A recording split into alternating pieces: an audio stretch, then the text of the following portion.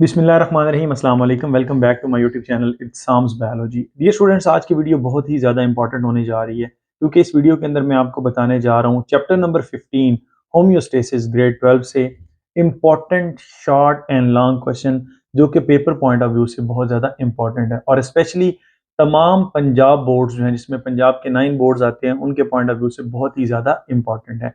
Important short question में सबसे पहला है adaptation of plants living in xeric condition. आपने जस्ट अडेप्टेशन जो है उनको लिखना है। दूसरे नंबर पर आता है osmoregulator versus osmoconformers.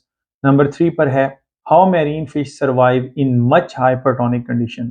Number 4 पर है what is anhydrobiosis give its importance. Number 5 पर इबोनी वर्सेस एक्सक्रीटोफोर। जहां पर भी वर्सेस आ जाएगा इसका मतलब है कि ये अलग अलग से भी आ सकते हैं या इनमें डिफरेंशिएट भी आ सकता है। इनमें आपने डिफरेंस जो है ना वो करना होगा, इनको डिफ्रेंशिएट करना होगा। Question number 6 what is deamination.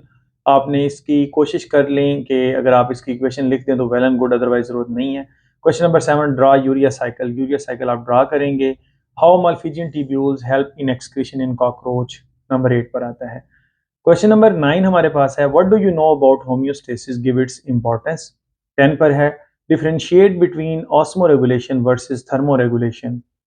Number 11 पर है हमारे पास why excretion is much important for life और रोल ऑफ एक्सक्रीशन। एक्सक्रीशन का रोल आप बता सकते हैं। उसके बाद नंबर 12 पर आता है how much hypotonic environment effect the internal cell environment. इसी तरह से how much hypertonic environment effect the internal cell environment. और उसके बाद नंबर 14 पर आता है how isotonic solution is ideal for environment. ये ऐसे क्वेश्चन हैं जिसमें आपसे वाई हाउ और जो मतलब जिसमें आपसे नॉलेज समझ लें कि आपका नॉलेज बेस्ड क्वेश्चन हैं आपके पास ये वाले, जो कि पेपर पॉइंट ऑफ व्यू से इंपॉर्टेंट है। अब आपको पता है नॉलेज बेस अंडरस्टैंडिंग बेस आपकी अंडरस्टैंडिंग कितनी है एक टॉपिक से, तो इस तरह के क्वेश्चन जो है ना इन पर आपने ज़्यादा गौर करना है। उसके बाद आता है 15 पर हाइड्रोफाइट वर्सेस मीजोफाइट्स। इन दोनों पे अलग अलग क्वेश्चन भी आ सकता है, इन दोनों के अडेप्टेशन पे भी। गिव कैरेक्टरिस्टिक्स ऑफ जीरोफाइट्स, यहाँ पर अब आप उनकी कैरेक्टरिस्टिक्स जो है ना उनके बारे में बताएंगे। क्वेश्चन नंबर 17 पर यूरियोटेली यूरिकोटेली एंड अमोनियोटेली, यानी कि ureotelic organism versus ammonotelic organism versus uricotelic organism. यहाँ पर आप इनकी एक एक रिप्रेजेंटेटिव की एग्जांपल भी देंगे।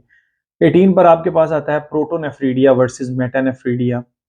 19 पर आता है what is flame cells in protonephridia give its importance. Number 20 पर आता है कॉर्टिकल एंड जक्स्ट्रामेडुलरी नेफ्रॉन। इन दोनों में अलग अलग भी क्वेश्चन आ सकता है। Nephron is structural and functional unit of kidney. Justify, आपने यहाँ पर इसको जस्टिफाई करना है कि ये कैसे करता है। व्हाट इज वाजा रेक्टा गिव इट्स फंक्शन। वाजा रेक्टा के बारे में बताना और उसके फंक्शंस के बारे में बताना है। उसके बाद हमारे पास आता है what is counter current multiplier give its importance. 24 पर है role of ADH and aldosterone. ये दोनों इंपॉर्टेंट जो है वो शॉर्ट क्वेश्चन है, अलग अलग से भी आ सकते हैं। नेक्स्ट हमारे पास how kidney stone formation takes place. 26 पर explain the process of lithotripsy and 27 पर हीमोडायलिसिस वर्सेस पेरिटोनियल डायलिसिस। 28 पर what is uraemia and how it can be treated. 29 पर how plants manage high and low temperature fluctuations. इसमें उनकी adaptations आपने लिखनी है। Question number 30 में give importance of HSP in plants, यानी कि हीट शॉक प्रोटीन्स के बारे में पूछा जा रहा है। 31 पर पीलियोथर्मी वर्सेस होम्योथर्मी, ठीक है। और इसमें ऑर्गेनिजम्स का भी पूछा जा सकता है कि पीलियोथर्म क्या है और होम्योथर्म क्या है, ठीक है। Endotherm versus heterotherm versus ectotherm. और जो ऊपर वाला क्वेश्चन इसमें कोल्ड ब्लडेड और वार्म ब्लडेड के पॉइंट ऑफ व्यू से भी पूछा जा सकता है। क्लियर हो गया। नेक्स्ट हमारे पास आता है what are the structural adaptation for temperature regulation in animals.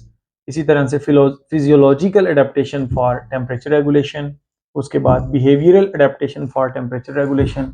Next हमारे पास shivering versus non shivering thermogenesis. ये दोनों लॉन्ग के पॉइंट ऑफ व्यू से भी आ सकते हैं और ऊपर वाले जो 3 क्वेश्चन हैं इनको इकट्ठा करेंगे तो ये थर्मो रेगुलेशन में लॉन्ग क्वेश्चन के तौर पर भी आप इनको अटेम्प्ट कर सकते हैं।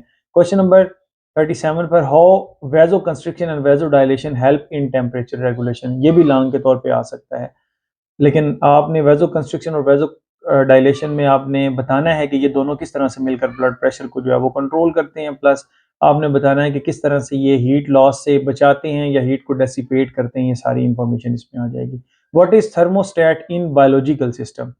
39 पे पायरेक्सिया वर्सेस पायरोजिन एंड 40 पर give role of blubber and brown fat. यहाँ पर ये हमारे शॉर्ट क्वेश्चंस कंप्लीट हो गए। अब चलते हैं ज़रा लॉन्ग क्वेश्चंस की तरफ। इंपॉर्टेंट लॉन्ग क्वेश्चन में सबसे पहला आता है हमारे पास osmoregulation in marine environment. Question number 2 हमारे पास आता है एक्सप्लेन रोल ऑफ लिवर। इसमें लिवर की फंक्शनिंग भी आपने बतानी है, यूरिया साइकिल वगैरह भी बताना है आपने। Right a note on nephron. इसमें अब ये पूरे का पूरा मैंने क्वेश्चन इसलिए दिया क्योंकि मल्टीपल टाइम ये पेपर में आ चुका है और इसके पार्ट्स पे भी जो है ना वो लॉन्ग क्वेश्चन बन जाता होता है, इसकी फंक्शनिंग पे भी लॉन्ग क्वेश्चन बन जाता है। उसके बाद हमारे पास आता है what is excretion, explain the process of excretion in plants. इसमें एक्सक्रीटोफोर और ये बोनी वाला वो सारा आपने लिखना है।